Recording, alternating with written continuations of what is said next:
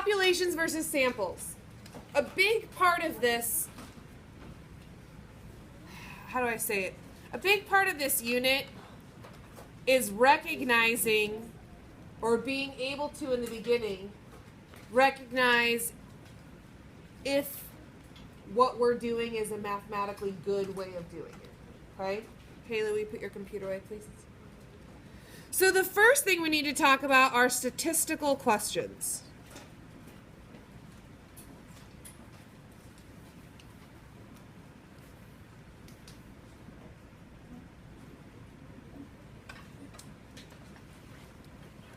And part of your assignment today is going to be able to ask yourselves to figure out, is this a statistical question?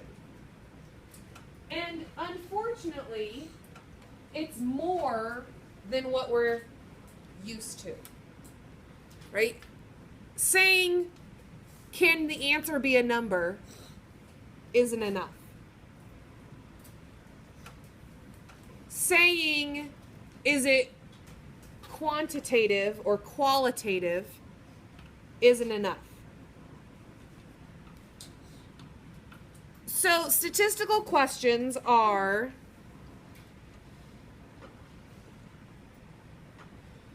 basically questions that can have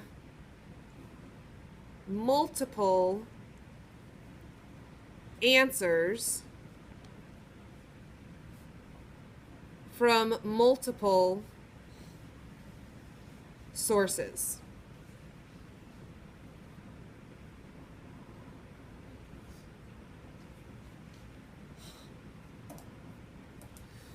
Statistical questions. They're questions that can have multiple answers from multiple sources.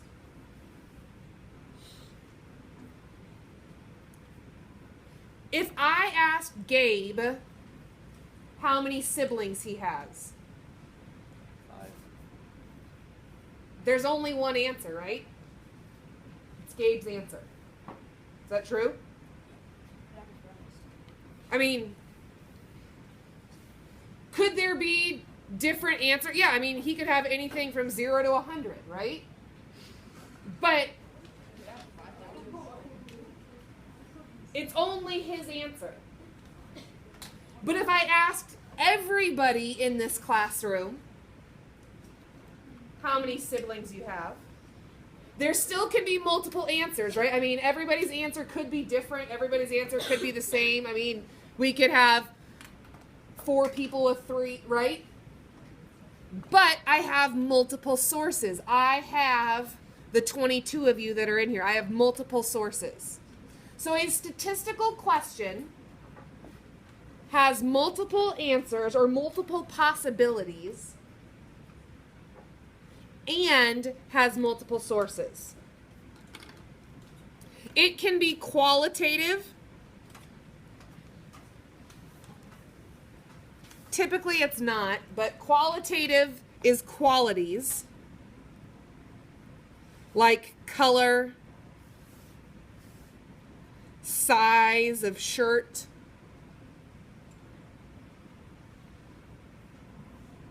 etc.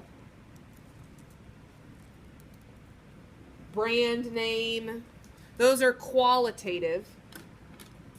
Or it could be quantitative, which are numbers.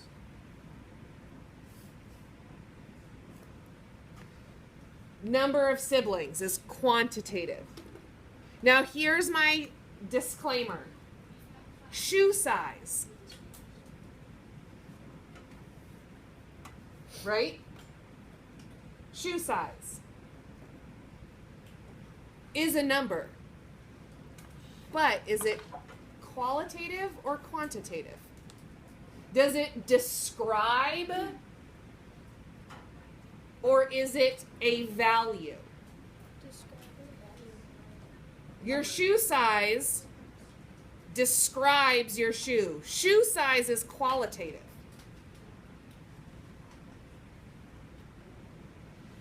Because shoe size is size 9, size 9.5. There's no 9.2, correct?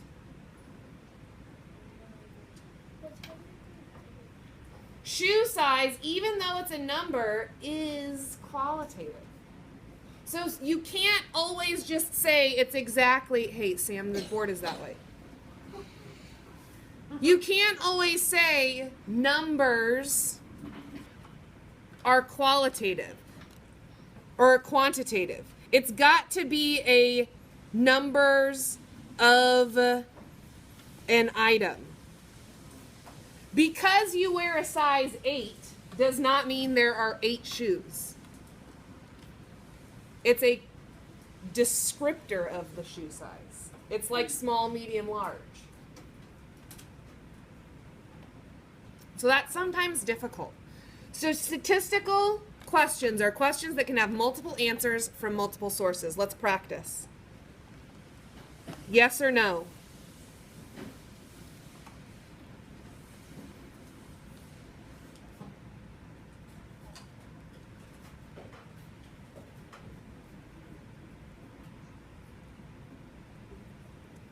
How many cars are in your driveway?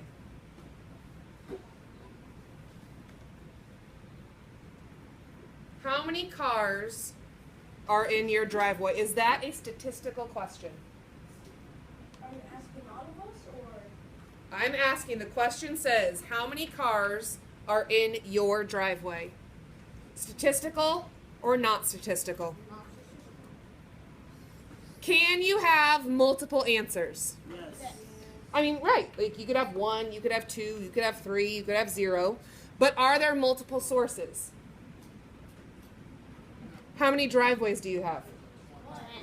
1. So is this multiple sources? No. So here's the thing. How many cars are in your driveway? No, that is not statistical. But if I changed it to how many cars in the driveway on your street? How many cars are in the driveways on your street? Driveway has an E.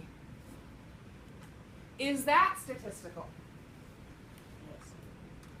Are there multiple different variations?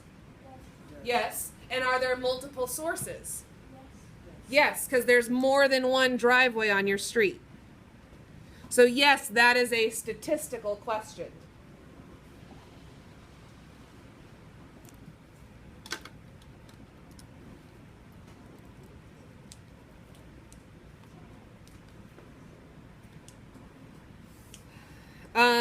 Is Michael Jackson the best performer of time or in all time? Not statistical. Not statistical. Oh wait, I thought you meant like Michael Jordan. I mean, even if it was Michael Jordan, is it a statistical question? No. No. I mean, yes, you can say yes or no, but those are your only options, right? There can't be a whole bunch of different types of questions. And who am I asking? Am I just asking you? Yes. Or am I asking, like, right? I don't have multiple sources. I don't have multiple answers.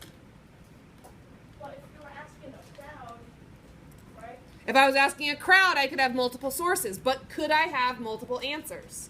No. My answers are yes or no. That's it. I don't know. I just think.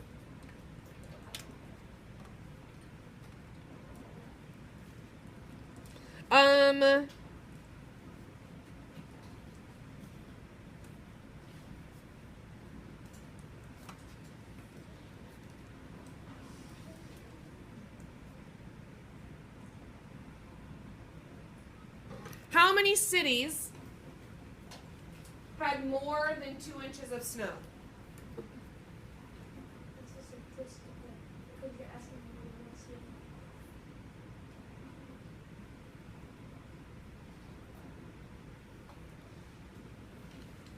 How many cities had more than 2 inches of snow?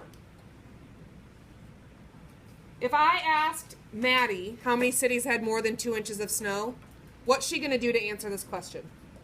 Look it up. She's going to look it up and she's going to type in how many cities had more than 2 inches of snow, and the answer is 54. Right? And if I ask BB, how many cities had more than 2 inches of snow, what's she going to do? Look it up. She's going to look it up and she's going to find on the internet 54 cities had more than 2 inches of snow. And if I ask Refugio, how many cities had more than 2 inches of snow, what's he going to do? He's going to look it up and he's going to say 54 cities had more than 2 inches of snow. So can I ask multiple people? But is there more than one answer? There could be because there's different sources. I mean, there shouldn't be more It'll all than... be about the same. It's not even, they shouldn't be all about the same. How many cities had more than 2 inches of snow? Is there anybody out there that's going to be like, well... Yes, it just depends on what you I mean, if they were to round, No, it's not statistical. No matter who you ask, they're going to have the same answer. Because 54 cities had more than 2 inches of snow. Which year? What, You you looked this specify up? that. According to the So you have to be really careful. You have to think, could there be multiple answers? And are there multiple sources? It has to be yes to both. And this is the part, this is far and away, I think, sometimes the most confusing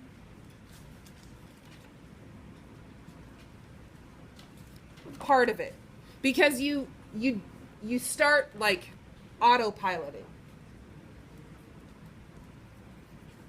How many cars were sold each day?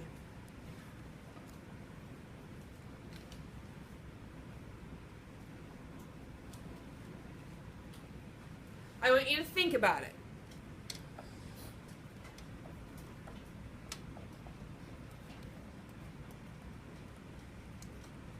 All right.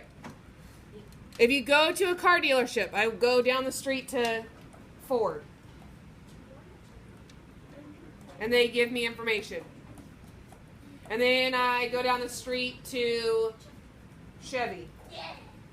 And they give me information. Am I asking multiple sources? yes, And could they have multiple answers? yes, So is this statistical? Yes.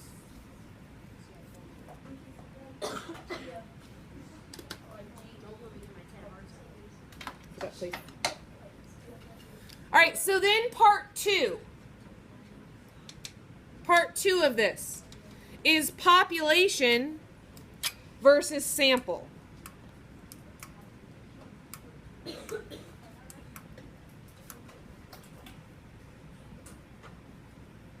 So once you ask a statistical question, you need to decide, are you going to ask that statistical question to a population, or are you going to ask it to a sample?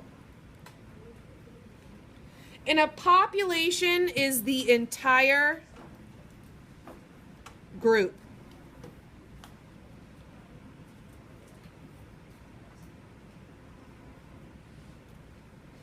A sample is a select group.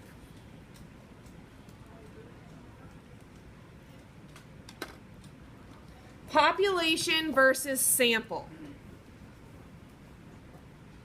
Populations can be huge. The population of the United States, that's every single person in the United States, right? yes. A sample, a select group, would be the people who live in Kansas. Right? So all of the USA is a population. A sample would be Kansas.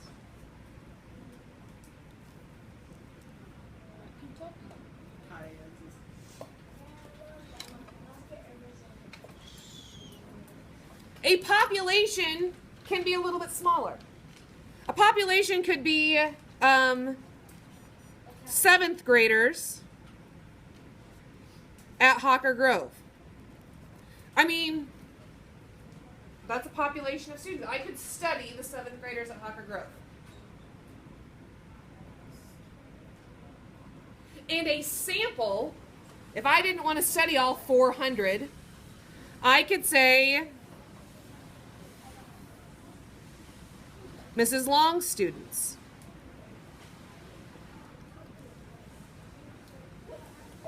Because Mrs. Long's students, while still are 7th graders at Hawker Grove, it's a smaller group of 7th graders. It's more manageable. Population is the whole thing.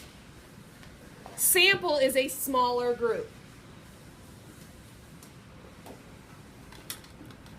You can think of it this way too. A pot of soup. Right down in the kitchen. Miss Helen's making lunch. It's tomato soup or chili or whatever. The big thing of it is the population. The whole big vat. A bowl. A sample would be A bowl. a bowl of soup. It's big versus small. The sample is more manageable. Now, sometimes the population can be huge. If I wanted to study Canadian geese, the population would be all of them, right? But the sample would be the ones that land at IKEA, right? I just go hang out at IKEA for the afternoon. And those are the ones that I study. Am I studying every single one? No. I'm only studying the ones that come in that one specific area. Population versus sample. Okay? So then on top of that, we've got this other idea. In order for it to be a good statistical study, it doesn't need to be a sample, it needs to be a random sample. Not only does it need to be a sample, but it needs to be a random sample. And unfortunately, you guys, if we're studying the United States and we only pick the people in Kansas, that's not a random sample.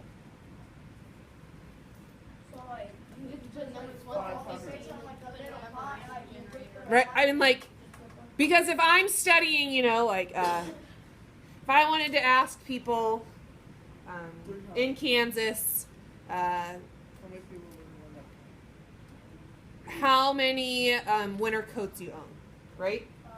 And I pick Kansas to do this nationwide study. Well, Kansas is going to give me a very specific answer.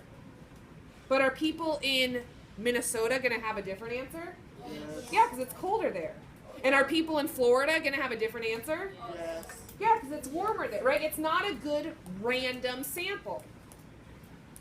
If I was asking, you know, 7th graders, how many books they've been reading, right? I'm not going to ask my students, just Mrs. Long's students, because it's not a good sampling of all 7th grade students.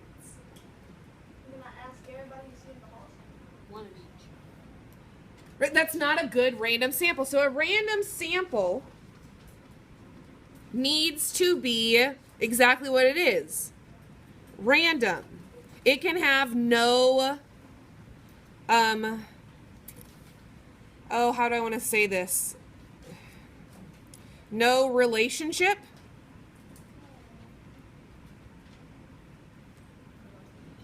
Like Mrs. Long's students, you have a relationship. the thing that you share is that you all have Mrs. Long for math. If I was truly going to make my population 7th grade at Hawker Grove,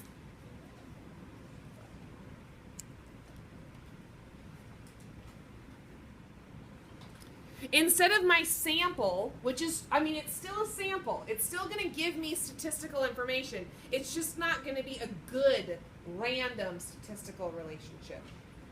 If I was going to do population, and my population is Hawker Grove, a random sample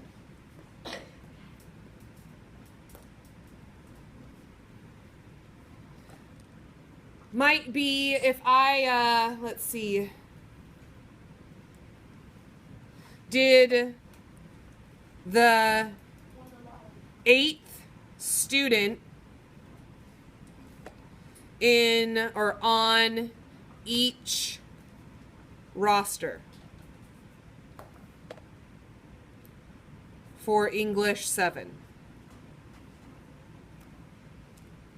do you mean by that? So I went to everybody who teaches English 7. I went to Miss Reese, who is it? Driscoll,